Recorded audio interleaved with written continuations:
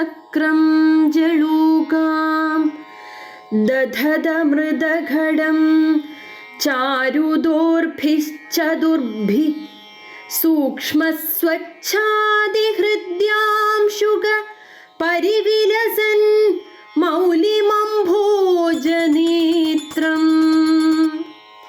കാളാംഭോദോജ്വലാഭം കടിതടവിലസത് ചാരുപീതാംബരാഢ്യം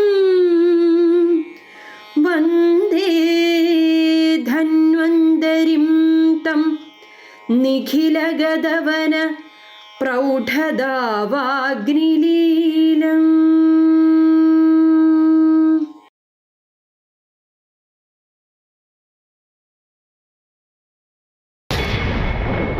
അടിസ്ഥാനപരമായി ജീവന്റെ രക്ഷയാണ് വൈദ്യധർമ്മം. ജന്മാർജിതവും കർമാർജിതവുമായ അറിവുകളെ സമന്വയിപ്പിച്ച് സകല ജീവജാലങ്ങളുടെയും അതിജീവനത്തിന് പ്രയോജനപ്പെടുമ്പോഴാണ് ഈ ധർമ്മം സഫലീകരിക്കപ്പെടുന്നത്. ലോകത്തിലെ ആദ്യത്തെ ചികിത്സാശാസ്ത്രമാണ് ആയുർവേദം. ഭാരതത്തിൽ ആയുർവേദത്തിന് ഉണർവേകിയത് അഷ്ടവൈദ്യന്മാർ ഉൾപ്പെടെയുള്ള വൈദ്യ പരമ്പരകളായിരുന്നു. നിരവധി പരീക്ഷണങ്ങളിലൂടെയും നിരീക്ഷണങ്ങളിലൂടെയും വാമൊഴിയായും വരമൊഴിയായും തലമുറകൾ കഴിഞ്ഞ് ഇന്നിൻ്റെ വർത്തമാനത്തിലെത്തി നിൽക്കുന്നു ആയുർവേദം. അഷ്ടാംഗഹൃദയം തുടങ്ങി ചരക, ശുശ്രുത, വാഗ്ഭട, കശ്യാപാദി മഹർഷിമാർ രചിച്ച സംഹിതകളും വിഷവൈദ്യഗ്രന്ഥങ്ങളായ വിഷനാരായണീയം, ഉണ്ഠീശം, ഉൽപ്പലം, ഹരമേഖല, ലക്ഷണാമൃതം, വിഷവൈദ്യജ്യോത്സ്നിക, പ്രയോഗസമുച്ചയം, ക്രിയാകൗമുദി എന്നിവ കൂടാതെ തലമുറകളായി പകർന്നു കിട്ടിയ താളിയോല ഗ്രന്ഥങ്ങളെയും അടിസ്ഥാനമാക്കിയുള്ള ചികിത്സാ പദ്ധതികളും ഔഷധങ്ങളും നിർമ്മിച്ച് വിഷം തീണ്ടിയവർക്കും മറ്റു രോഗപീഡിതർക്കും ഈ കാലഘട്ടത്തിന്റെ സാന്ത്വനമാവുകയാണ് ശ്രീ അയ്യപ്പൻ നടേപ്പിള്ളി വൈദ്യർ. വൈദ്യരെ, ഒരാൾക്ക് വിഷം തീണ്ടിയാൽ എങ്ങനെയാണത് മനസ്സിലാക്കാൻ സാധിക്കുന്നത്? പലതരത്തിലുള്ള വിഷം തീണ്ടിയാണ് പലരും വരുന്നത്. ഏത് വിഷമായാലും നമുക്ക് ഒറ്റ നോട്ടത്തിനേ പറയാൻ പറ്റും. അതിനൊരു ശാസ്ത്രം ഇത് പറയുന്നുണ്ട്.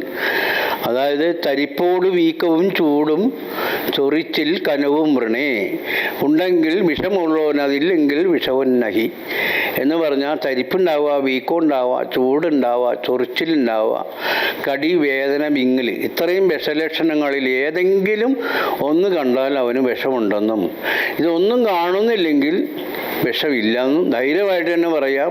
ഒരു 50,000-ലധികം രോഗികളിൽ ഞാനിത് പരീക്ഷിച്ചിട്ടുള്ളതാണ്.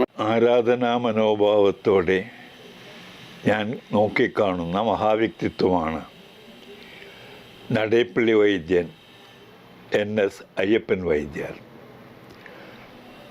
അദ്ദേഹത്തിൻ്റെ വൈദ്യശാസ്ത്ര വൈദഗ്ധ്യം ഒട്ടേറെ പേർക്ക് ഗുണം ചെയ്തിട്ടുള്ളതാണ്. അവരെല്ലാം നന്ദിയോടും സ്നേഹത്തോടും കൂടി അദ്ദേഹത്തെ ഓർക്കുന്നു. ഒരു മഹാദൗത്യമാണ് നടേശൻ വൈദ്യർ നടത്തിയിട്ടുള്ളത്. അതിൻ്റെ വിപുലമായ കാര്യങ്ങളെപ്പറ്റി പറയാൻ ഒട്ടേറെ സമയം വേണ്ടിവരും. അവ ലോകശ്രദ്ധയെ തന്നെ ആകർഷിക്കേണ്ടതാണെന്ന് എനിക്ക് അഭിപ്രായമുണ്ട്. അതിലൊരു ചെറിയ പ്രവർത്തനത്തിൻ്റെ ആദ്യ ഫലമായിട്ട് ഈ സംഭാഷണം ഞാൻ സമർപ്പിക്കുകയാണ്. സാദരം, ബഹുമാന പുരസ്സരം. പാരമ്പര്യ വൈദ്യ ചികിത്സാ സമ്പ്രദായത്തിൽ മൗഖികമായി വളർന്നു വരുന്ന ഒരു ശാഖയാണ് വിഷചികിത്സ അടക്കമുള്ള കേരളത്തിലെ പാരമ്പര്യ വൈദ്യ ചികിത്സാ സമ്പ്രദായം. 1985 മുതൽ ഏകദേശം 95 വരെ ലോക സ്വാസ്ഥ്യ പരമ്പര സംവർദ്ധന സമിതിയുടെ പ്രവർത്തനത്തിൻ്റെ ഭാഗമായി ഞാൻ ശ്രീ അയ്യപ്പൻ നടേപ്പിള്ളിയെ വളരെ അടുത്തറിയുകയും അദ്ദേഹത്തിൻ്റെ വിഷചികിത്സയിലുള്ള പ്രാവീണ്യം നേരിട്ട് അനുഭവിച്ച് മനസ്സിലാക്കിയിട്ടുള്ള ആളുമാണ് ഞാൻ. ഒരു വൈദികൻ്റെ അടുത്ത് നിന്ന് വിഷവൈദ്യത്തിൽ വളരെയധികം വൈദഗ്ധ്യം നേടിയ അദ്ദേഹം സ്വന്തം ജീവിതം ആ ചികിത്സാ സമ്പ്രദായത്തിന് വേണ്ടി ഒഴിഞ്ഞു വെച്ച ഒരു മഹത് വ്യക്തിയാണ്. അദ്ദേഹത്തിൻ്റെ ഈ യാത്രയിൽ അദ്ദേഹത്തിൻ്റെ കുടുംബത്തിനും അദ്ദേഹത്തിൻ്റെ മക്കൾക്കും ഞാൻ എല്ലാവിധ ആയുരാരോഗ്യ സൗഭാഗ്യങ്ങളും നേർന്നുകൊള്ളുന്നു. പൂർണ്ണ നദിയുടെ ലാളനയേറ്റ് അദ്വൈത ഭൂമിയായ കാലടിയിലെ ഒരു പാരമ്പര്യ വൈദ്യ കുടുംബത്തിൽ 1952 ശങ്കരൻ്റെയും കുഞ്ഞിപ്പെണ്ണിൻ്റെയും 6 മക്കളിൽ ഇളയവനായി ജനനം. പ്രാഥമിക വിദ്യാഭ്യാസം കാലടി ഹരിജൻ വെൽഫെയർ സ്കൂളിലും ബ്രഹ്മാനന്ദോദയം സ്കൂളിലുമായിരുന്നു. അയ്യപ്പൻ്റെ ചെറുപ്പകാലം വളരെ കഷ്ടപ്പാടും ദാരിദ്ര്യവും നിറഞ്ഞതായിരുന്നു. അച്ഛൻ്റെ ജ്യേഷ്ഠൻ കൃഷ്ണൻ അറിയപ്പെടുന്ന ഒരു സർക്കാർ ഗ്രാൻഡ് വിഷവൈദ്യനായിരുന്നു. അമ്മ നാട്ടിൽ അറിയപ്പെടുന്ന പ്രസൂതി തന്ത്ര വിദഗ്ധയായിരുന്നു. ആശുപത്രികൾ വിരളമായിരുന്ന ആ കാലഘട്ടത്തിൽ നാട്ടിലെ അനേകം കുട്ടികളെ സ്വന്തം കൈകൊണ്ട് പ്രസവമെടുത്തിട്ടുണ്ട്. കൂടാതെ കണ്ണുരോഗം, കുരുവിനുള്ള ചികിത്സ, ചില ബാലചികിത്സകൾ എന്നിവയിലും പ്രഗത്ഭയായിരുന്നു. വളരെയധികം സന്തോഷത്തോടു കൂടിയാണ് അയ്യപ്പൻ വൈദ്യരുടെ ഈ പുതിയ ഉത്സാഹത്തെ ഞാൻ കരുതുന്നത്. പ്രധാനമായിട്ട് എന്നെ സംബന്ധിച്ച് ഏറ്റവും സന്തോഷകരമായ സംഭവം പാരമ്പര്യം നഷ്ടപ്പെട്ടുകൊണ്ടിരിക്കുക. പാരമ്പര്യം നഷ്ടപ്പെട്ടുകൊണ്ടിരിക്കുന്നതിനുള്ള മുഖ്യ കാരണം പിന്തുടർച്ചയ്ക്ക് ആരുമില്ല എന്നുള്ള അവസ്ഥയാണ്. ഏതെങ്കിലും ഒരു പാരമ്പര്യ വൈദ്യൻ തലമുറയായി നേടിയിട്ടുള്ള അറിവുകൾ ആ ആളോടുകൂടി, ആ വ്യക്തിയോടുകൂടി സാമാന്യമായിട്ട് നശിച്ചു പോകുന്നു. പുതിയ നിയമമനുസരിച്ച് കാലോചിതമായി വിദ്യാഭ്യാസം ചെയ്ത, കാലോചിതമായി ആയുർവേദം പഠിച്ച് ബിരുദം നേടിയ ഒരാൾ പിന്തുടരുന്നതിനില്ലാത്തതാണ്. അയ്യപ്പൻ വൈദ്യനെ സംബന്ധിച്ചുള്ള വലിയ ഒരു അനുഗ്രഹം, അദ്ദേഹത്തിന് മാത്രമല്ല ലോകത്തിനു കൂടിയുള്ള വലിയ അനുഗ്രഹം അദ്ദേഹത്തിൻ്റെ പുത്രനായ രാജേന്ദ്രൻ കോയമ്പത്തൂർ ആര്യവൈദ്യ ഫാർമസിയുടെ ആഭിമുഖ്യത്തിൽ ഉള്ള ആയുർവേദ കോളേജിൽ പഠിച്ച് ബിരുദം നേടി എന്നുള്ള സംഗതിയാണ്. ഏത് ശാസ്ത്രവും എന്നാണ് ആയുർവേദം ആരംഭിച്ചതെന്ന് പറയാൻ കഴിയില്ല. അത് ഇന്ന് വരെ നിലനിന്നു. ഇനിയും അത് നിലനിൽക്കണം. നിലനിൽക്കുന്നത് വ്യക്തികളിൽ കൂടെയാണ്. എന്തെല്ലാം വ്യത്യാസങ്ങൾ, മാറ്റങ്ങൾ, സാഹചര്യങ്ങൾ ഉണ്ടായാലും അതിനെയൊക്കെ അതിക്രമിച്ച് അതിൻ്റെ ആയുർവേദം നിത്യനൂതനമായി ഇരിക്കുന്നത് ഈ പാരമ്പര്യം, തുടരുന്ന പാരമ്പര്യം കൊണ്ടാണ്. ഇപ്പോൾ ഏതാണ്ട് ഒരു 70 വയസ്സ് പ്രായമുള്ള അയ്യപ്പൻ നടേപ്പള്ളി വൈദ്യരെ എനിക്ക് വളരെ ചെറുപ്പകാലം മുതൽ അറിയാവുന്നതാണ്. ഒട്ടേറെ ജീവിത പ്രയാസങ്ങളിലൂടെ വളർന്ന് വന്ന് ഈ നിലയിലെത്തിയ ഒരാളാണ് ശ്രീ അയ്യപ്പൻ നടേപ്പള്ളി വൈദ്യർ. എനിക്ക് ഓർമ്മയുള്ളപ്പോൾ ഏതാണ്ട് 45 വർഷങ്ങൾക്ക് മുമ്പാണ് മറ്റൂരിൽ ഒരു വിഷചികിത്സാ കേന്ദ്രവും അതുപോലെ തന്നെ നടേപ്പള്ളി ഫാർമസി എന്ന ആയുർവേദ രംഗത്തുള്ള മറ്റു ചികിത്സകൾക്കും വേണ്ടി ഒരു ഫാർമസി ആരംഭിക്കുന്നത്. അദ്ദേഹത്തിന്റെ ചെറുപ്പകാലം മുതൽ അനുഭവിച്ചു വന്ന ദുരിതങ്ങളുടെ ഒരു അനുഭവ സമ്പത്താണ് രോഗികളോട് തീർത്തും കരുണയും സ്നേഹവും എല്ലാം കാണിച്ചുകൊണ്ടാണ് ഈ രോഗികളെ ചികിത്സിച്ച് ഭേദമാക്കുന്നത്. ശ്രീ അയ്യപ്പൻ നടേപ്പള്ളി വൈദ്യർ, ഞാൻ അദ്ദേഹത്തെ ആദ്യം കാണുമ്പോൾ അദ്ദേഹം ഒരു തൊഴിലാളിയായിരുന്നു. പിന്നീടാണ് ഞാൻ അദ്ദേഹത്തിൻ്റെ അറിയപ്പെടാത്ത മഹത്വങ്ങളിലേക്ക് മനസ്സിലാക്കാൻ ശ്രമിച്ചത്. അപ്പോഴാണ് ഈ കഠിനമായ ഈ തൊഴിൽ ചെയ്തുകൊണ്ട് തന്നെ അദ്ദേഹം വിഷചികിത്സാ രംഗത്ത്, പാരമ്പര്യ ചികിത്സാ രംഗത്ത് കൂടുതൽ അറിവ് നേടാൻ വേണ്ടിയിട്ടുള്ള ഒരു കഠിനമായ പ്രയത്നമാണ് അദ്ദേഹം നടത്തിയത്. വല്യച്ഛനിൽ നിന്നും അമ്മയിൽ നിന്നും പകർന്നു കിട്ടിയ വൈദ്യ പാരമ്പര്യത്തിലൂടെ തൻ്റെ ജീവിതം ആയുർവേദം എന്ന വഴിയിലൂടെ തുടരുവാൻ അയ്യപ്പൻകുട്ടി തീരുമാനിച്ചു. അറിവ് തേടിയുള്ള അന്വേഷണത്തിൽ അയൽവാസിയും ബാല്യകാല സുഹൃത്തുമായ റെവറൻ ഫാദർ സെബാസ്റ്റ്യൻ പാലാട്ടിയുടെ സഹായത്തോടുകൂടി കോട്ടയത്തുള്ള വിഷവൈദ്യ ആചാര്യനും അനേകം വിഷവൈദ്യ ആയുർവേദ ഗ്രന്ഥങ്ങളുടെ രചയിതാവുമായ റവറൻ ബ്രദർ സൈമൺ മൂലേക്കാടിനെ പരിചയപ്പെട്ടു. ജന്മനിയോഗം പോലെ അദ്ദേഹത്തിൻ്റെ ശിഷ്യത്വം സ്വീകരിച്ച് വർഷങ്ങളോളം കൂടെ താമസിച്ച് പഠിച്ച് ഒരു കരുത്തുറ്റ വിശഗ്രനായി മാറുകയായിരുന്നു അയ്യപ്പൻകുട്ടി. സൈമൺ മൂലേക്കാടിൻ്റെ മറ്റൊരു ശിഷ്യനായ ബ്രദർ ആൻ്റണി പനക്കലും അയ്യപ്പന് ഗുരുതുല്യനായിരുന്നു. എൻ്റെ പേര് കർണൻ നിറവറ. ഞാനിവിടെ കുന്നത്തനാട് SNDP യൂണിയൻ്റെ പ്രസിഡൻറ്റും മറ്റ് മേഖലകളിലുമെല്ലാം സാമൂഹ്യമായി പ്രവർത്തിക്കുന്ന വ്യക്തിയാണ്. പലരെയും എനിക്ക് പരിചയപ്പെടാൻ സാധിച്ചെങ്കിലും കാലടി മറ്റൂരെന്ന് പറഞ്ഞ സ്ഥലത്ത് നടേപ്പള്ളി അയ്യപ്പൻകുട്ടി വൈദ്യരെ കാണാനും ഇടപെടാനും വളരെ നല്ല കാര്യങ്ങളിൽ ഇടപെടാനൊക്കെ എനിക്ക് സാധിച്ചത് വലിയൊരു ഭാഗ്യം തന്നെയാണ്. എനിക്ക് എടുത്തു പറയാനുള്ളത്, ഇങ്ങനെയുള്ള ആ വ്യക്തികൾ ആപത്ത് പറ്റി ചെല്ലുമ്പോൾ ചികിത്സിച്ച് പേടിക്കണ്ട എന്ന് പറഞ്ഞ് സഹായിക്കുകയും രക്ഷിക്കുകയും ചെയ്ത് പണത്തോടല്ല താല്പര്യം. പണം അങ്ങനെ താല്പര്യപ്പെടാനില്ല. ആരെങ്കിലും എന്തെങ്കിലും കൊടുക്കുന്നു, മരുന്നിൻ്റെ പൈസ മാത്രം വാങ്ങിക്കുന്നു. മരുന്നിൻ്റെ പൈസയും കൊടുക്കാതെ അനേകം ആൾക്കാർ ചികിത്സ അവിടെ നിന്ന് കിട്ടി നന്നായി അസുഖം മാറിപ്പോയിട്ടുള്ള ആയിരങ്ങൾ എപ്പോഴും അയ്യപ്പൻകുട്ടി വൈദ്യരെ പറ്റി സംസാരിക്കാറുണ്ട്. എറണാകുളം ജില്ലയിൽ അറിയപ്പെടുന്ന ഒരു വിഷ ചികിത്സകനാണ് അയ്യപ്പൻ നടേപ്പള്ളി വൈദ്യർ. അദ്ദേഹത്തിൻ്റെ കുടുംബം തന്നെ ഈ ആയുർവേദ പാരമ്പര്യത്തിൽ നിക്ഷിപ്തരാണ്. വിഷചികിത്സയിൽ അദ്ദേഹം ഒരുപാട് അഭിവൃദ്ധി നേടുകയും ധാരാളം പേരെ ചികിത്സിച്ച് രോഗം ഭേദമാക്കുകയും ചെയ്തിട്ടുണ്ട്. കൂടാതെ ധാരാളം അവാർഡുകൾ അദ്ദേഹത്തെ തേടി വന്നിട്ടുണ്ട്. പിന്നീട് നാട്ടിൽ മടങ്ങിയെത്തി സ്വന്തം ഗൃഹത്തോട് ചേർന്ന് ഒരു വിഷചികിത്സാലയം ആരംഭിച്ചു. ഗുരുനാഥന്റെ ദേഹവിയോഗത്തിനു ശേഷം അദ്ദേഹത്തിന്റെ പേര് എക്കാലവും നിലനിൽക്കണം എന്ന ഉദ്ദേശത്തോടെ റവറൻ ബ്രദർ സൈമൺ മൂലേക്കാട്ട് മെമ്മോറിയൽ നടേപ്പള്ളിൽ പാരമ്പര്യ വിഷചികിത്സാലയവും ആയുർവേദ ചികിത്സാ കേന്ദ്രവും ആരംഭിച്ചു. കേരളത്തിലെ വൈദ്യ സമ്പ്രദായങ്ങളിൽ വളരെ പ്രശസ്തമായ രീതിയിൽ വിഷചികിത്സ നടത്തി വരുന്ന ഒരു കുടുംബമാണ് നടേപ്പള്ളി കുടുംബം എന്ന് പറയുന്നത്. ഒരുപക്ഷെ നടേപ്പള്ളി എന്നുള്ള പേര് തന്നെ ഈ വിഷചികിത്സയുമായിട്ടൊരു സിനോണിമസ് ആയിട്ട് ഉള്ള സംഗതിയായിട്ട് എനിക്ക് തോന്നിയിട്ടുള്ളത്. ഞാൻ അദ്ദേഹമായിട്ടൊരു 3 ദശാബ്ദകാലത്തിലധികം ഒരു വ്യക്തിപരമായൊരു ബന്ധം കാത്തു സൂക്ഷിക്കുന്ന ആളാണ്. അദ്ദേഹത്തിൻ്റെ ചികിത്സാ രീതികളെല്ലാം വളരെ പാരമ്പര്യമായ രീതിയിലുള്ളതാണ്. ഏറ്റവും പ്രധാനപ്പെട്ട സംഗതി അദ്ദേഹത്തിൻ്റെ ഈ നാഡീ പരിശോധനയും കൂടാതെ ഈ വിഷവേഗങ്ങളെക്കുറിച്ചുള്ള അദ്ദേഹത്തിൻ്റെ അറിവ് വളരെയധികം അഭിനന്ദനീയമായ സംഗതിയാണ്. അത്ഭുതപ്പെടുത്താവുന്ന തരത്തിലുള്ള രീതിയിലാണ് അദ്ദേഹത്തിൻ്റെ ഈ വിഷവേഗത്തിനെ കുറിച്ചുള്ള അറിവെല്ലാം.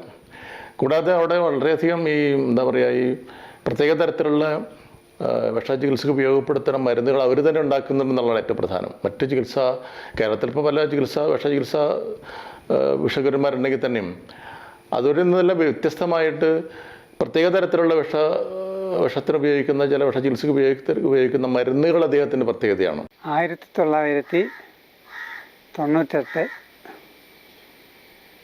ശിവരാത്രിയുടെ തലേദിവസം രാത്രി 8:30 ശേഷം ലാറ്റിലേക്ക് പോകാൻ വേണ്ടി വീട്ടിൽ നിന്ന് പുറത്തിറങ്ങിയതാണ്. തത്സമയം അണലി വർഗത്തിൽപ്പെട്ട ഒരു വിഷനാഗത്തിൻ്റെ ദംശനം യാദൃച്ഛികമായിട്ട് നമുക്ക് ഏൽക്കുകയുണ്ടായി. വലതുകാലിൻ്റെ ഈ ഭാഗത്തായിട്ടാണ് കടിയേറ്റത്. നേരത്തെ എനിക്ക് ഈ അയ്യപ്പൻ വൈദ്യരുമായിട്ട് യാതൊരു പരിചയവും ഉണ്ടായിരുന്നില്ല. എങ്കിലും ആ അങ്കമാലിക്ക് പോണ വഴിക്ക് റോഡ് സൈഡിൽ അദ്ദേഹത്തിൻ്റെ ആശുപത്രിയുടെ ഒരു ഫോട്ടോ കണ്ട പരിചയം മനസ്സിൽ തോന്നി.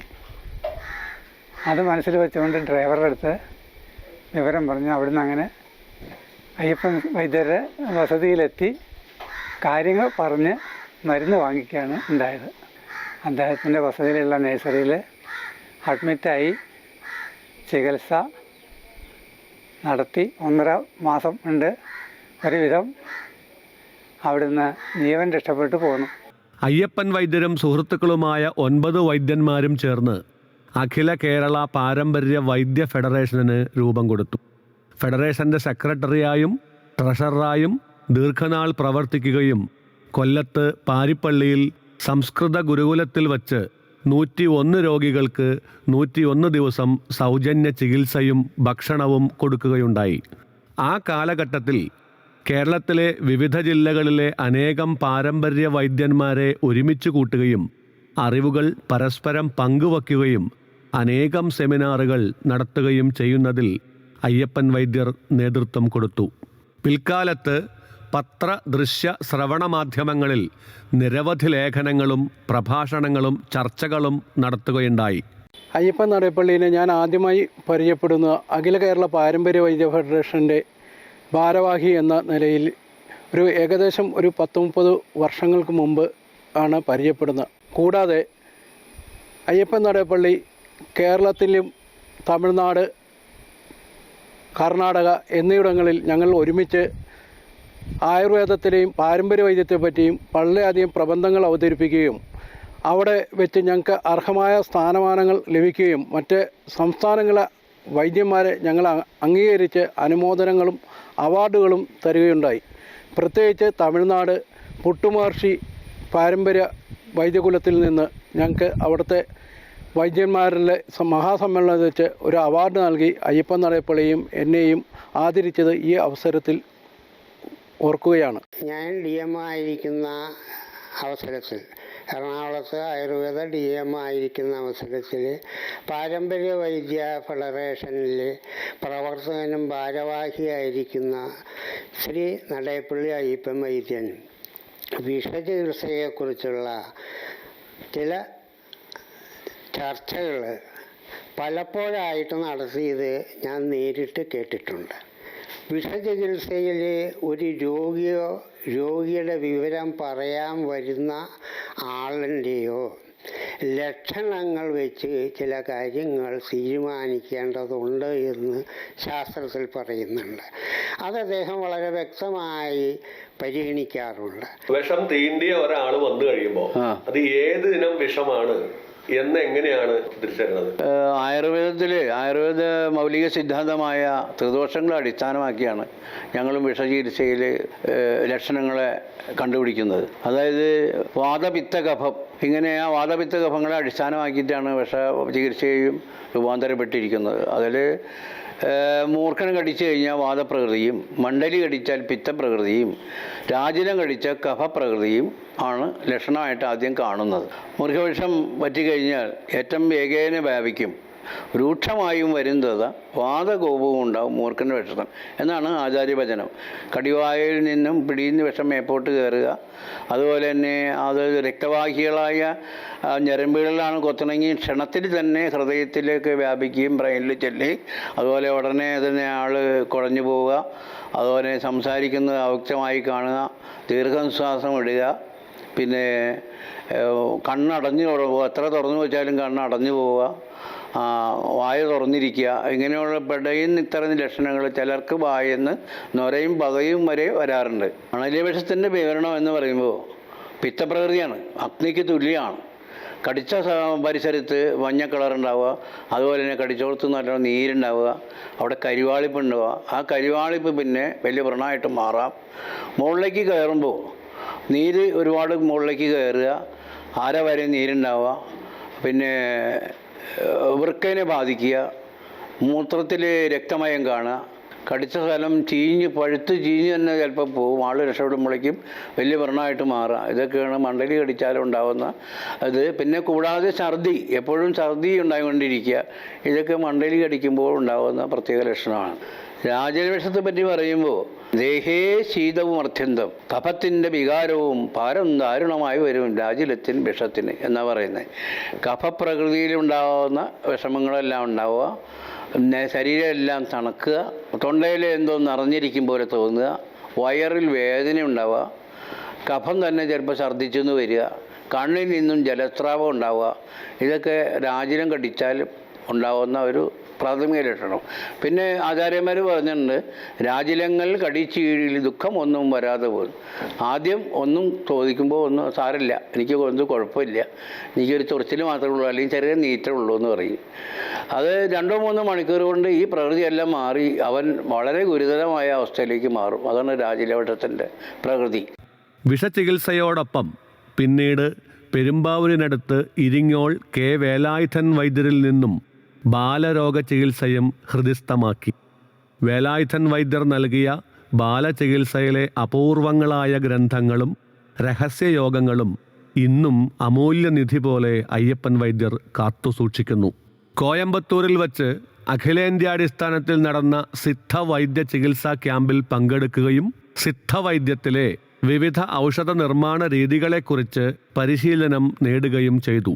സിദ്ധവൈദ്യ പണ്ഡിതനായിരുന്ന ബ്രഹ്മാനന്ദ സ്വാമികളുടെ ശിഷ്യത്വം സ്വീകരിക്കുകയും ഒരുപാട് പുതിയ അറിവുകൾ ആർജിക്കുകയും ചെയ്തു. ഒരു 24 വർഷം മുമ്പ് ഞാൻ പുല്ലരിഞ്ഞുകൊണ്ടിരുന്നപ്പോൾ എന്തോ കടിച്ചതുപോലെ തോന്നി. അരിവാൾ കയ്യിൽ നിന്ന് വിട്ടുപോയി. അന്നേരം ഞാൻ നോക്കിയപ്പോൾ 3 കുത്തുപോലെ ഇങ്ങനെ ഒരു പാട് കണ്ടു. അപ്പോൾ ഞാൻ ആ അരിവാളെടുത്തിട്ട് അത് എന്താണെന്ന് നോക്കിയപ്പോൾ പാമ്പാണ്. അപ്പോൾ അതിൻ്റെ അടയാളം നോക്കി. ഞാനിവിടെ വന്നപ്പോൾ എൻ്റെ വീട്ടിൽ വേറെ കുറേ പണിക്കാരുണ്ടായിരുന്നു. അവർ പറഞ്ഞു അങ്കമാലിക്ക് കൊണ്ടുപോകാമെന്ന് പറഞ്ഞു. അങ്കമാലിക്ക് കൊണ്ടുപോകാമെന്ന് പറഞ്ഞപ്പോൾ ഒരാൾ പറഞ്ഞു വേണ്ട, മറ്റൊരു നടേപ്പള്ളി വൈദ്യൻ്റെ അടുത്തേക്ക് പോകാമെന്ന് പറഞ്ഞു. അവിടെ ചെന്നപ്പോൾ വൈദ്യൻ എവിടെയോ പോകാനായിട്ട് റെഡിയായി നിൽക്കുകയാണ്. ഭർത്താവ് വന്നിട്ടാണോ ചികിത്സ തുടങ്ങുകയെന്ന് ചോദിച്ചപ്പോൾ ഭർത്താവിൻ്റെ ചേട്ടനും ഉണ്ടായിരുന്നു. പിന്നെ മറ്റു വേറെ ഒത്തിരി പേര് വന്നായിരുന്നു. അവർ പറഞ്ഞു ധൈര്യമായിട്ട് എടുത്തോളാൻ പറഞ്ഞു. അവരാദ്യം തന്നെ എല്ലാ മരുന്നും ചെയ്തു. ആ വൈദ്യനല്ലെങ്കിൽ ഇന്ന് ഞാൻ ഉണ്ടാവില്ല. അവർ പിള്ളേർ 3 പേര്, ചേച്ചി, അവരെല്ലാവരും നന്നായിട്ട് നോക്കി ഒരു കുടുംബം പോലെയായിട്ട് അവരെ വൈദ്യരുടെ ഒറ്റ മിടുക്കൊണ്ടാണ് ഞാനിന്ന് ജീവിച്ചിരിക്കുന്നത് തന്നെ. കണ്ണൂർ പാപ്പിനിശ്ശേരി വിഷചികിത്സാ കേന്ദ്രത്തിൽ നടന്ന അഖിലേന്ത്യാ വിഷചികിത്സകരുടെ ശില്പശാലയിൽ പങ്കെടുത്തു. തിരുവനന്തപുരം ബൊട്ടാണിക്കൽ ഗാർഡനിൽ വച്ച് അഖിലേന്ത്യാ തലത്തിൽ 7 ദിന പാരമ്പര്യ വൈദ്യ പഠന ക്യാമ്പിൽ പങ്കെടുത്തു. ഒട്ടനവധി ആയുർവേദ സിദ്ധ വിഷവൈദ്യ ക്യാമ്പുകളിൽ പങ്കെടുത്തും രാജ്യത്തിനകത്തും പുറത്തുമുള്ള ഗുരുക്കന്മാരുമായുള്ള സഹവാസവും അയ്യപ്പൻ വൈദ്യരെ ജീവിച്ചിരിക്കുന്ന ഒരു ആയുർവേദ ഭിഷഗ്വര നിഘണ്ടുവാക്കി എന്നു വേണം പറയാൻ. കാലടിയിലെ പാരമ്പര്യ വൈദ്യന്മാരിൽ വളരെ പ്രധാനപ്പെട്ട വ്യക്തിയാണ് ശ്രീ അയ്യപ്പൻ നടേപ്പള്ളി. സോമശേഖരൻ വൈദ്യർ മുതൽ ധാരാളം വൈദ്യന്മാർ നമുക്കുണ്ടായിരുന്നു. ആ ശ്രേണിയിൽ ഏറ്റവും അവസാനത്തെ ഇന്നറിയപ്പെടുന്ന വളരെ വിദഗ്ധനായിട്ടുള്ള ഒരാളാണ് ശ്രീ അയ്യപ്പൻ നടേപ്പള്ളി. അദ്ദേഹം ഒരു പാരമ്പര്യ ചികിത്സയോടൊപ്പം തന്നെ പാമ്പിൻ വിഷവുമായി ബന്ധപ്പെട്ട് ഒരു വിഷചികിത്സകൻ എന്ന രീതിയിലാണ് കൂടുതൽ അദ്ദേഹത്തെ അറിയപ്പെടാൻ തുടങ്ങിയത്. ഏതാണ്ട് 40 വർഷം മുന്നാണ് പാമ്പ് കടിച്ചതും മകളെ ചികിത്സിക്കാൻ കൊണ്ടുപോയതും അവിടെ കിടത്തി ചികിത്സിച്ച് രക്ഷപ്പെട്ടു പോകുന്നതും. പിന്നെ ഇതുവരെ അവൾക്ക് വല്ല നീർവീഴ്ചപ്പനിയൊക്കെ ഉണ്ടായിട്ടുള്ളതല്ലാതെ ഒരു കുഴപ്പവും ഉണ്ടായിട്ട്. മകളുടെ അമ്മ വീട്ടുകാർ വന്നിട്ടുണ്ടായി. അപ്പോൾ പറഞ്ഞു നമുക്ക് ഇവിടെ ഇട്ടിരുന്നാൽ ശരിയാവില്ല, ഒന്നുപോലെ അങ്കമാലി ആശുപത്രി കൊണ്ടുപോകാൻ, അല്ലെങ്കിൽ വേറെ എങ്ങാണ്ട് കൊണ്ടുപോകണമായിരുന്നു പറഞ്ഞു. അപ്പോൾ ഞാൻ പറഞ്ഞു ഒരു ദിക്കിലും കൊണ്ടുപോകണ്ടായിപ്പം കുട്ടി എന്താ പറയണേന്ന് ചോദിച്ചു. കഴിഞ്ഞ 45 വർഷത്തിനിടയ്ക്ക് വിവിധ രോഗങ്ങൾക്ക് ചികിത്സ തേടി വന്ന 2 ലക്ഷത്തോളം രോഗികളുടെ ചികിത്സാ രജിസ്റ്റർ വൈദ്യർ സൂക്ഷിച്ചു വച്ചിട്ടുണ്ട്. ഇവയിൽ 50,000-ൽ പരം രോഗികളും വിഷബാധയേറ്റു വന്നവരാണ്. അയ്യപ്പൻ വൈദ്യരുടെ ഗ്രന്ഥശേഖരത്തിൽ അപൂർവങ്ങളായ താളിയോലകളും അവയിൽ നിന്നും പകർത്തപ്പെട്ട ചികിത്സാവിധികളും സിദ്ധവൈദ്യത്തിലെ പൗരാണിക ഗ്രന്ഥങ്ങളും ഉൾപ്പെടുന്നു. വിവിധ സർവകലാശാലയിലെ വിദ്യാർത്ഥികൾ റഫറൻസിനു വേണ്ടി ഇദ്ദേഹത്തിൻ്റെ ചികിത്സാലയം സന്ദർശിക്കാറുണ്ട്. വിഷചികിത്സാ രംഗത്ത് മരുന്നുകൾ കൂടാതെ മന്ത്രങ്ങൾക്ക് എന്തെങ്കിലും പ്രസക്തി ഉണ്ടോ ഇല്ലയോ? എന്താണ് അങ്ങയുടെ അഭിപ്രായം? തീർച്ചയായിട്ടും പ്രാധാന്യമുണ്ട്. മന്ത്രവും മരുന്നും കൂടി ഉൾപ്പെട്ടതാണ് വിഷവിദ്യ ശാസ്ത്രത്തിൽ തന്നെ പറയുന്നുണ്ട്. ഇപ്പോൾ ശല്യശാലാക്കി അതുപോലെ തന്നെ പറയും പോലെ മണിമന്ത്ര ഔഷധങ്ങൾ വിഷചികിത്സയിലും മന്ത്രം കൊണ്ട് വളരെയധികം, അതായത് മന്ത്രം അതിൻ്റെ അനുഷ്ഠാന പ്രകാരം പഠിച്ച് പ്രവൃത്തി മണ്ഡലത്തിൽ കൊണ്ടുവന്ന് മരുന്നും മന്ത്രവും കൂടെ ചെയ്യുമ്പോൾ അത്ഭുതപൂർവമായ രോഗശമനം ഉണ്ടാകുന്നതാണ്. എൻ്റെ അച്ഛൻ്റെ ജ്യേഷ്ഠൻ ഒരു മാന്ത്രിക വിഷവൈദ്യനായിരുന്നു. വളരെ കുറച്ച് മരുന്നും കൂടുതൽ അദ്ദേഹം ചെയ്യുന്നത് മന്ത്രവും വളരെ കുറച്ച് മരുന്നുകൾ, ഒരു ഗുളിക ചെപ്പിൽ അത്യാവശ്യം വേണ്ട ചില മരുന്നുകൾ മാത്രം വയ്ക്കുകയും ബാക്കിയൊക്കെ മന്ത്രാനുഷ്ഠാനമായിട്ടാണ് അന്ന് അദ്ദേഹം ചെയ്തുകൊണ്ടിരുന്നത്. ഞാനും ഇതെല്ലാം ജപിച്ച് പഠിച്ച് പ്രവൃത്തി മണ്ഡലത്തിൽ കൊണ്ടുവന്ന് പലരെയും രക്ഷപ്പെടുത്തിയിട്ടുള്ള ഒരാളാണ്.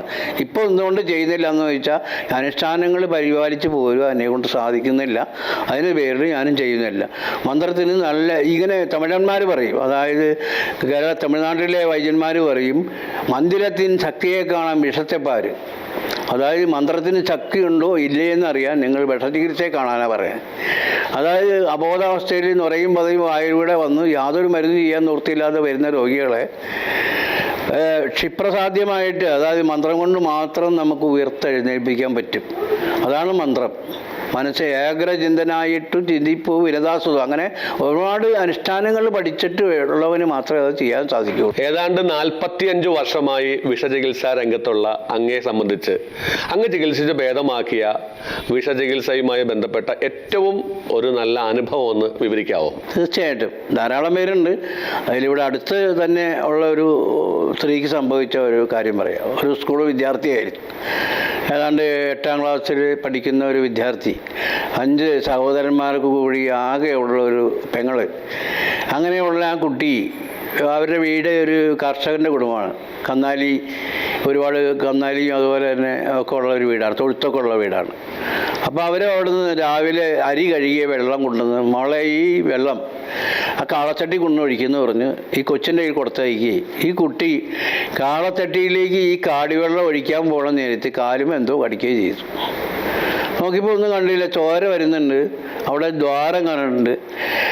ഈ കുട്ടിയുടെ ധൈര്യം എന്തോ അദ്ദേഹം അവർ കയ്യിൻ്റെ വിരൽ കൊണ്ട് ഇങ്ങനെ ഇട്ട് ആ തുളയിലിട്ട് ഇളക്കി നോക്കിയപ്പോൾ ഒന്നും കാണാനില്ല. അങ്ങനെ വീട്ടിൽ ചെന്ന് അമ്മോട് പറഞ്ഞു, അമ്മ എന്നെ ഏതാണ്ട് പിടിച്ച് കടിച്ചു കാലുമേന്ന് പറഞ്ഞു.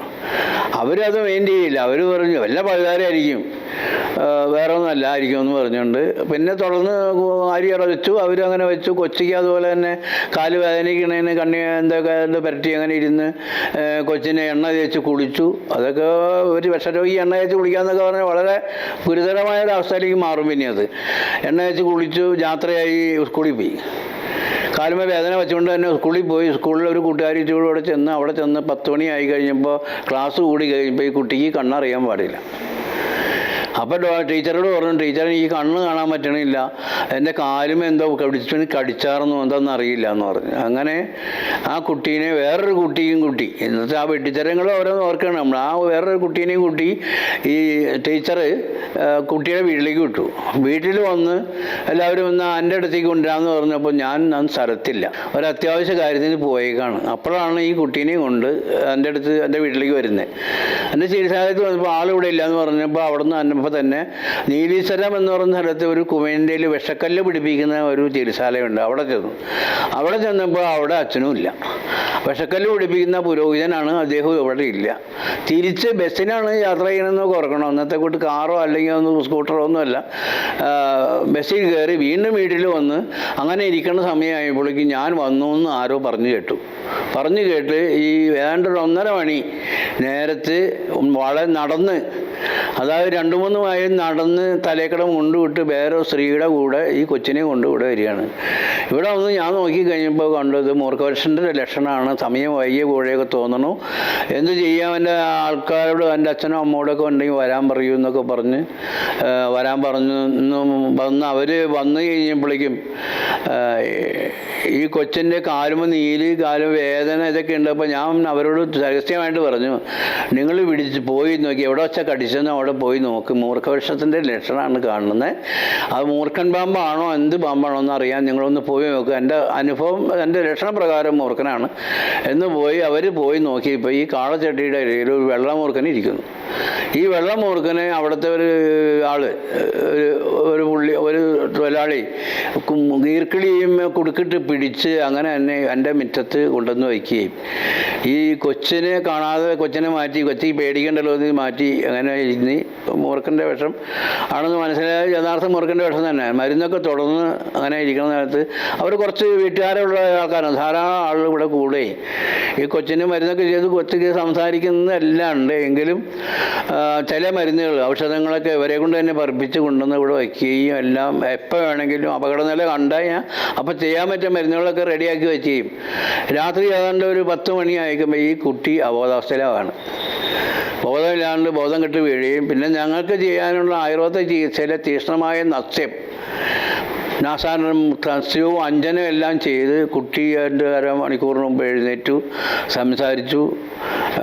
വിഷം മുകളിലേക്ക് കയറിയ വിഷം ഇറങ്ങി എന്നുള്ളതിന് സ്പഷ്ടമായ ലക്ഷണങ്ങളുണ്ടായിരുന്നു.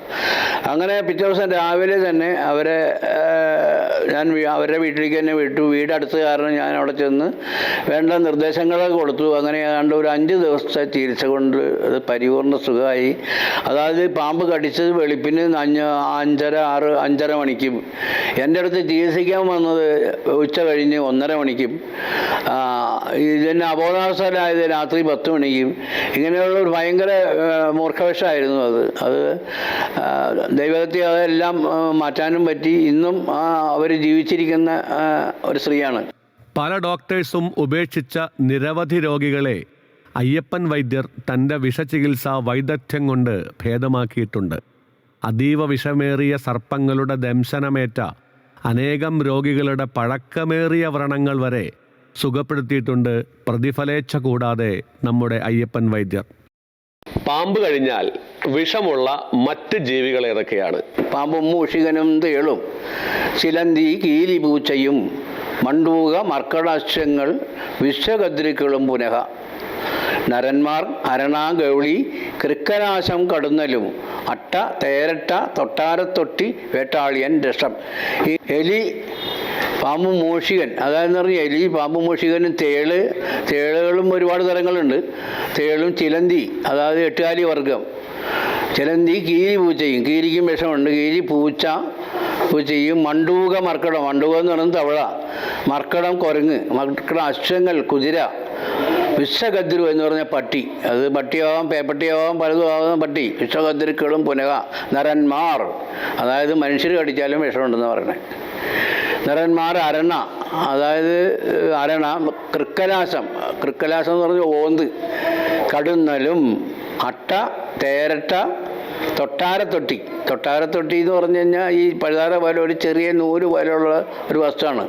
തൊട്ടാരത്തൊട്ടിയിൽ ചെന്ന് തൊട്ടുപോയാലുമേ ഭക്ഷ്യവസ്തുക്കളിൽ ഉള്ളിൽ പെട്ടുപോയാലുമേ തൊട്ടാരത്തൊട്ടിയെ പോലെ മേലെല്ലാം ദുഷ്ടവ്രണങ്ങൾ ചമഞ്ഞു പോകും എന്ന് പറഞ്ഞ ഒരു പ്രത്യേക ഒരു വിവാദത്തിൽപ്പെട്ട സാധനമാണ്. മണ്ണുള്ള സ്ഥലത്തൊക്കെ ഉണ്ടാവും. അത് മണ്ണ് കൊണ്ട് മെഴുകിയ ചോരുമയൊക്കെ ഉണ്ടാവുന്നതാണ് തൊട്ടാരത്തൊട്ടി. വേട്ടാളിയൻ, വേട്ടാളെന്ന് പറഞ്ഞാൽ മാതാളിയുടെ കൂട്ട്. മാതാളി ഒരു വലിയ വിഷമുള്ളത് ചെയ്യുന്നതാണ്. കടുന്നൽ, മാതാളി അതൊക്കെ ഒരു വർഗത്തിൽ പെടുന്നു. ഭയങ്കര രൂക്ഷമായ വിഷമുള്ളതാണ് മാതാളി. അട്ട തൊട്ടാരത്തൊട്ടി വേട്ടാളിയൻ ദശം എന്ന് പറഞ്ഞാൽ മത്സ്യം. കാരി എന്നൊക്കെ പറഞ്ഞ കാര്യുത്തി എന്നൊക്കെ പറയാനുള്ളത് ദശം. ഇത്ര സാധനങ്ങളാണ് പിന്നെ വിഷമുള്ള സാധനങ്ങൾ. ഒരു വ്യക്തി ആരോഗ്യത്തോടു കൂടി ജീവിക്കാൻ അങ്ങക്ക് എന്താണ് ഉപദേശിക്കാനുള്ളത്? ആയുർവേദ വിധിപ്രകാരമുള്ള അനുഷ്ഠാനങ്ങളെല്ലാം അനുസരിച്ച് മനുഷ്യ ശരീരം തന്നെ വാതപിത്ത കപാധികമാണ്. ത്രിദോഷങ്ങൾ സമമായിട്ട് നിന്നാൽ രോഗം ഉണ്ടാകില്ല, അസമമായിട്ട് നിന്നാൽ രോഗം ഉണ്ടാവും. നിത്യം ആഹാര വിഹാര ദോഷാൽ എന്നാ പറയണേ. നമ്മുടെ ആഹാരവിഹാരങ്ങളുടെ ദോഷം കൊണ്ടാണ് നമ്മൾ ഈ വാതപിത്ത കഫങ്ങളിൽ ഏറ്റക്കുറച്ചിൽ വരുന്നത്. ഈ ഏറ്റക്കുറച്ചിൽ വരുമ്പോൾ അതിന് രോഗിയായിട്ട് തീരാതെ കഫം വർദ്ധിച്ച കഫത്തിൻ്റെ സുഖേട്, ശ്വാസം മുട്ട്, ഒഴിവ്, ചുമ അങ്ങനെയൊക്കെ ഉണ്ടാവാം. വാദം വർദ്ധിച്ച വാതരോഗങ്ങൾ ഉണ്ടാവാം. പിത്തം വർദ്ധിച്ച പിത്താധികമായ ഛർദി, കയ്പനീര് ശ്രദ്ധിക്കുക. അതുപോലെ തന്നെ പിത്താധികമായ വ്രണങ്ങൾക്ക് മേത്തുണ്ടാവുക, തുറിചെരങ്ങലുണ്ടാവുക. ഇതൊക്കെ പിത്തം വർദ്ധിച്ചാൽ ഉണ്ട്. ഇതൊക്കെ സമമായിട്ട് എന്നാൽ രോഗിയല്ല. മിതാഹാരങ്ങൾ കഴിക്കുക. അതുപോലെ തന്നെ ഇതൊക്കെ സൂക്ഷിച്ചു പോകുന്ന മനുഷ്യന് അസുഖം ഉണ്ടാവില്ല, നല്ല ആരോഗ്യവാനായിട്ട് തന്നെ എന്നും ഇരിക്കുന്ന പറയുന്നത്. വൈദ്യരുടെ സഹധർമ്മിണി ഭവാനി അയ്യപ്പൻ രോഗികളെ പരിചരിക്കുന്നതിൽ സേവന സന്നദ്ധയായി എപ്പോഴും വൈദ്യരുടെ കൂടെ തന്നെയുണ്ട്. അന്നത്തെ കാലം എന്ന് പറഞ്ഞാൽ ഭയങ്കര ബുദ്ധിമുട്ടി ജീവിക്കുന്ന കാലമാണ്. ഞാൻ അവിടെ വരുമ്പോഴത്തെ കാര്യം, കല്യാണം കഴിച്ച് വരുമ്പോൾ പഠിക്കുന്നുണ്ട്. അന്ന് ഇത്രയും സൗകര്യങ്ങളും വീടും വെളിച്ചവും കറണ്ടൊന്നും ഇല്ലാത്ത സമയമാണ്. അത് ആരെങ്കിലും വിഷം തൊട്ടൊക്കെ വന്നാൽ ഇത് വന്നാലും ഞങ്ങൾ അമ്മയും ഞാനും സഹകരിച്ച് ഉടനെ അത് അവർക്ക് അസുഖം ഭേദാവുന്നവരെ ഞങ്ങൾ കൂടെ നിൽക്കും. മരുന്നുണ്ടാക്കാനും മരുന്ന് അരയ്ക്കാനും കിഴി പിടിക്കാനും ഒക്കെ ഞങ്ങൾ തന്നെ കൂടെ നിൽക്കും. അന്ന് ജോലിക്കാരൊന്നും ഇല്ലല്ലോ. അപ്പോൾ ഞങ്ങൾ തന്നെയാണ് ഭേദാവുന്നവരെയും നോക്കണത്. അപ്പം അത്യാവശ്യത്തിനും വലിയ ആരെങ്കിലും വന്നാൽ പിന്നെ കഞ്ഞി കുടിക്കുകയോ വെള്ളം കുടിക്കുകയോ ഒന്നും ചെയ്യാൻ താല്പര്യമില്ല. അവർക്ക് എന്തെങ്കിലും അസുഖം കുറഞ്ഞതിന് ശേഷമാണ് അതൊക്കെ കഴിക്കുള്ളൂ. ഒരുപാട് ബുദ്ധിമുട്ടിയാണ് അന്ന് പഠിച്ചത്. അന്ന് അത്ര സാമ്പത്തിക ശേഷിയൊന്നും ഇല്ലല്ലോ. അന്ന് എവിടെ പോയാലും ഈ എഴുതി കള്ളാസ് കൊണ്ടുപോകും, വായിക്കും, പഠിക്കും. അതൊരു ജ്വരമായിരുന്നു. എനിക്കൊരു വൈദ്യനാവണം, 10 പേരെ ചികിത്സിക്കണം, ഭേദാക്കണം. അതിലൊക്കെ വളരെ അഭിമാനമുണ്ട് ഇപ്പം. ഒരാൾക്ക് പാമ്പ് കടിയേറ്റാൽ ആദ്യം തന്നെ ചെയ്യേണ്ടത് എന്താണ്? പാമ്പ് കടിച്ചു കഴിഞ്ഞാൽ എന്താണ് നമ്മളെ കടിച്ചത് നമ്മൾ ശ്രദ്ധിക്കേണ്ട ഒരാവശ്യമുണ്ട്. അതുകൊണ്ട് നന്നായിരിക്കും. പിന്നെ കടിച്ച സ്ഥലത്തിന് മുകളിൽ 4 വിരലും മുകളിലായിട്ട് നല്ല നാട പോലെയുള്ള, അതായത് ചിരടല്ല, രക്തവാഹികളായ ഞരമ്പുകൾ സ്തംഭിക്കാത്ത വിധത്തിൽ കെട്ടുക. അതായത് ഒരു കെട്ടിൻ്റെ ഉള്ളിൽ ഒരു തീപ്പെട്ടിക്കോല് കടന്നു പോകുന്ന രൂപത്തിലുള്ള അകലം ഇട്ടിട്ട് കെട്ടണമെന്നാണ് പറയുന്നത്. ആദ്യം മട്ടൊരു കെട്ടിയാലും ത്രികോണാകൃതിയായിട്ട് ഒന്നുകൂടെ അതിൻ്റെ മുകളിൽ കെട്ടുക. കാലുമ്മയാണ് കടിയേറ്റതെങ്കിൽ മുട്ടിന് മുകളിലും കെട്ടുക. എന്നിട്ട് കടിവായിൽ വല്ല വിഷമോ അല്ലെങ്കിൽ ചോരയോ അതൊക്കെ ഉണ്ടെങ്കിൽ സോപ്പും വെള്ളം ഉപയോഗിച്ച് അത് കഴുകിക്കളയാം. കഴുകിക്കളഞ്ഞിട്ട് അണുബാധ ഇല്ലാതിരിക്കാൻ വേണ്ടി പഞ്ഞിയോ സെപ്റ്റിക്കായിരുന്ന എന്തെങ്കിലും സാധനങ്ങൾ വെച്ച് അവിടെ ഡ്രസ്സ് ചെയ്തിട്ട് ഉടനെ വിഷവൈദ്യൻ്റെ അടുത്ത് എത്തുക, അല്ലെങ്കിൽ വിഷചികിത്സയുള്ള ആശുപത്രിയിൽ ചെല്ലുക. ഇതാണ് പ്രാഥമികമായിട്ട് ചെയ്യാനുള്ളത്. അയ്യപ്പൻ വൈദ്യരുടെ പാത പിന്തുടർന്നുകൊണ്ട് മൂത്ത മകൻ doctor NA Rajendran Coimbatore Arya Vaidya Sala medical കോളേജിൽ നിന്നും BAMS നേടുകയും പെരുമ്പാവൂർ താലൂക്ക് ആയുർവേദ ആശുപത്രിയിൽ മെഡിക്കൽ ഓഫീസർ ആയി സേവനമനുഷ്ഠിക്കുകയും ചെയ്യുന്നു. വളരെ ചെറുപ്പം തൊട്ട് അച്ഛൻ ആയുർവേദം പഠിക്കുന്നത് കണ്ടിട്ടാണ് ഞങ്ങളെല്ലാവരും വളർന്നത്. അച്ഛൻ വളരെ ബുദ്ധിമുട്ടി രാത്രിയൊക്കെ ഉറക്കൊളിച്ചിരുന്ന് ശ്ലോകങ്ങൾ പഠിക്കുകയും ഇതൊക്കെ കണ്ടാണ് ഞങ്ങളെല്ലാവരും വളർന്നു വന്നത്. അതിൻ്റെ ഭാഗമായിട്ട് ആയുർവേദത്തോടുള്ള ഒരു ചിന്ത വരികയും വളരെ ചെറുപ്പത്തിൽ തന്നെ ആയുർവേദം പഠിക്കണമെന്നുള്ള ആഗ്രഹം മനസ്സിലുദിക്കുകയും ചെയ്തു. പിന്നീട് സ്കൂൾ വിദ്യാഭ്യാസ സമയത്തും സമയം കഴിഞ്ഞാൽ അച്ഛൻ്റെ കൂടെ വന്നിരുന്ന് കഷായത്തിന് എഴുതി കൊടുക്കുകയും മരുന്ന് എടുത്തു കൊടുക്കുകയും വിവിധ രോഗങ്ങളെ കണ്ട് മനസ്സിലാക്കുകയൊക്കെ ചെയ്തിട്ടാണ് വളർന്നു വന്നത്. പിന്നീട് അതോടൊപ്പം തന്നെ ഈ അച്ഛന് ആയുർവേദം ഒരു കോളേജിൽ പോയി പഠിക്കാൻ സാധിച്ചില്ല. അതുകൊണ്ട് അച്ഛന് ഞങ്ങളെ വിദ്യാഭ്യാസം ഒരു ആയുർവേദ ഡോക്ടറാക്കണമെന്നുള്ള അതീവ ആഗ്രഹമുണ്ടായിരുന്നു. എനിക്ക് അതുപോലെ തന്നെ ഒരു ആയുർവേദ വൈദ്യനായി രോഗികളെ നോക്കണം എന്നുള്ള ചിന്ത തന്നെയായിരുന്നു ചെറുപ്പം മുതലുണ്ടായിരുന്നത്.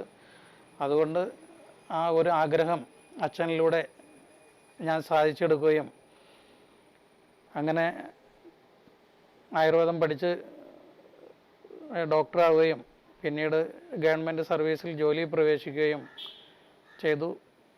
പെരുമ്പാവൂർ ഗവൺമെൻറ് ആയുർവേദ ആശുപത്രിയിൽ മെഡിക്കൽ ഓഫീസറായി ജോലി നോക്കുന്നു. ആയുർവേദ സിദ്ധാന്തത്തിൽ ഊന്നി നിന്ന് ചികിത്സിച്ചാൽ ഏത് മഹാവ്യാധിയും നമുക്ക് മാറ്റാൻ സാധിക്കും എന്നുള്ളതാണ് എൻ്റെ ശുഭാപ്തി വിശ്വാസം. അദ്ദേഹത്തിൻ്റെ പത്നി മഞ്ജു രാജേന്ദ്രൻ കാലടി അനിതാ വിദ്യാലയത്തിൽ അധ്യാപികയാണ്. 3 മക്കൾ ഇന്ദ്രജിത്ത്, അനാമിക, ആര്യൻ.